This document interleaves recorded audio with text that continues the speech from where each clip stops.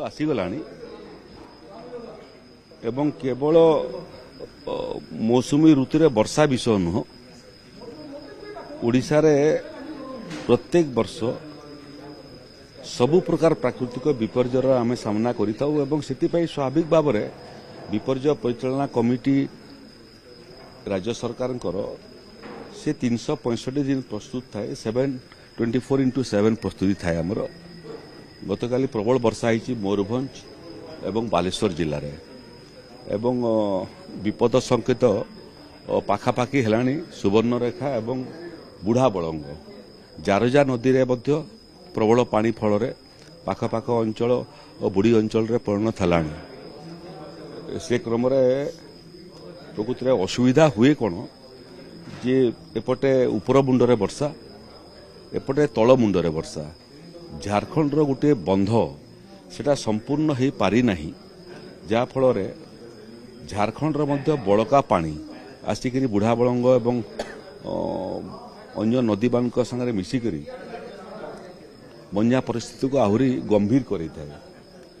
से क्रम मोर आज बांजेवर मुख्यमंत्री को अपडेट करी मु मुख्य शासन सचिवों सागर मोर कथबार्ता हो परामर्श देती से काउंटर पार्ट झारखंड ता सागर कथा लगी झारखंड पटरू पानी रोकिया प्रयास करंतु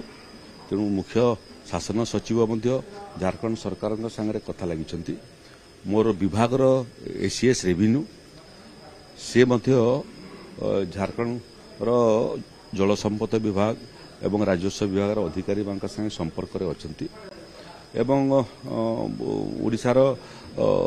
उन्नयन कमिशनर से संपर्क में अछंती माननीय मुख्यमंत्री ओडिशार श्रीयुक्त मोहन चरण माझी से झारखंड मुख्यमंत्री संगे संपर्क कराउछंती से मोर मध्य जिलापाल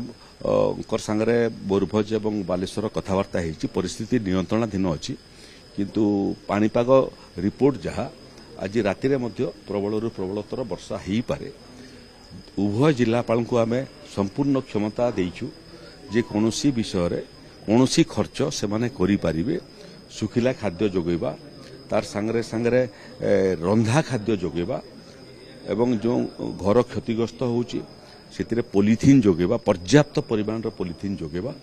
एवं तार संगरे संगरे जो मान को इवाकुएट करिवार आवश्यकता अछि लोक मान को से बुझौचंती आहुरी पानी बढ़िबार संभावना अछि आहुरी वर्षा हबार संभावना अछि तेणु समस्त को अनुरोध करा होउची आश्रयस्थली को पळै आसंतु तांकर घर निरापद रहिबो पुलिस को मध्य निर्देश दिया आइछि जो गाँव लोक मैंने घर छाड़ी आश्रयस्थली को आसवे तांकर गाँव रे घरर संपूर्ण दायित्व पुलिस प्रशासन नब ओडीआरएफ टीम माने पहुंची गले एनडीआरएफ टीम मान को सजाग कर दिया से माने निकटवर्ती अंचल रे पहुंची सारे एवं फायर सर्विसेज डीजी सागर कथबार्ता है से डिप्लॉयमेंट यह परिस्थिति को सामना करने बोट सहित एवं आधुनिक उपकरण सहित से माने भी पहुंची गले आम अपेक्षा करछु रात्रिटा आज राति वर्षा हेबो एवं काली दुईपर पर पानी तलकू निष्कासन हवाटा आरंभ हो तेणु आज विपद अच्छी राति विपद अच्छी केही विपद संकुल अंचल रे घर भितर रहतु नहीं छाड़ी पलि आसतु से घर सुरक्षा एवं रिलीफ सेंटर रे समस्त मानवीय सुविधार व्यवस्था कराई डाक्तर दल मुवमेंट आरंभ हो गलानी जो आवश्यक पड़े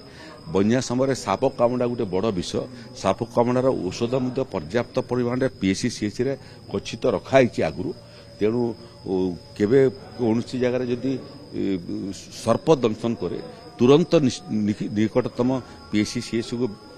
पहुंचाई आम्बुलेंस व्यवस्था रेडी करूँ तेणु एबे परिस्थिति संपूर्ण नियंत्रणाधीन अच्छी किंतु आकु परिस्थिति टिके संगीन हो पारे विपद संकुल